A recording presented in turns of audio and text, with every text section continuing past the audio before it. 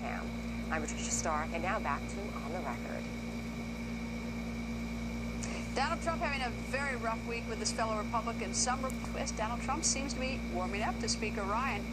So Mike called me, and he said, yesterday, and he said, would you mind if I endorsed? You like him? Yes. Go ahead and do it, 100%. And he endorsed it.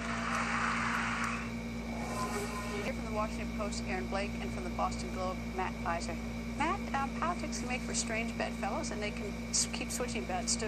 Yeah, and I mean, it's hard to overstate how big of a moment it would be if Paul Ryan did rescind his endorsement. And he's the top Republican. It would be the equivalent of if President Obama stopped backing Hillary Clinton. I mean, that would be a big moment. I don't know that it's going to happen. Paul Ryan's still sort of a party soldier, but it indicates where we are that we're even talking about the possibility. I agree. I don't think it would ever happen. I think this was something of a power play by Trump. He's forcing the issue. He's basically sending a message to Paul Ryan saying, you know, your primary opponent, this guy says a lot nicer things about me than you do. Maybe you should do that. He didn't proactively make this declaration. He was asked about it in an interview with the Washington Post. So I don't think this is something he sought out, but over the course of his answer, he made clear that he kind of wanted to send a little signal to Paul Ryan. Paul Ryan will occasionally jump in and say something about what Donald Trump has done and kind of be the conscience of the Republican Party establishment, while also saying that he's supporting Donald Trump. And I think Trump knows that he's not going to unendorse Donald Trump unless this race looks totally unwinnable, which, by the way, in recent polls, it's starting to look that way. I think Trump has, you know, he's so bold and he's so certain. And Wisconsin didn't like him anyway. They went for Cruz, so it's not like he really cares him that much.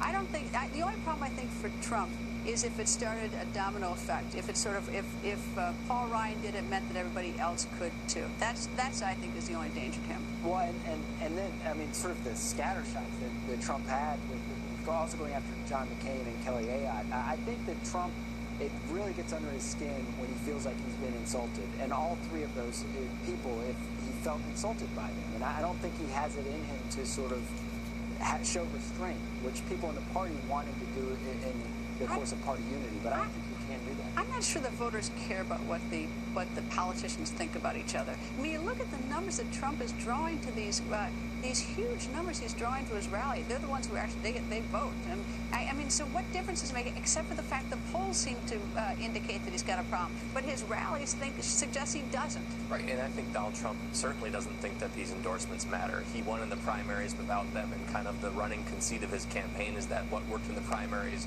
will also work in the general election. I don't think that's a very sound strategy, but I think it's what he believes. I think that after he made this comment, certain members of his campaign, Mike Pence stepped forward and did endorse Paul Ryan. Paul Manafort basically said Trump does kind of support Paul Ryan and will work with him. They tried to kind of smooth this over. Maybe this wasn't something that was planned, but I think this is kind of a good example of Trump not really feeling like he has to play by the normal rules of a politician. I think it behooves him to sort of step out, not just to pay attention to the crowds cheering for him, and sort of take a more global look at this whole race. But anyway, that's just me. Anyway, Aaron, Matt, thank you both.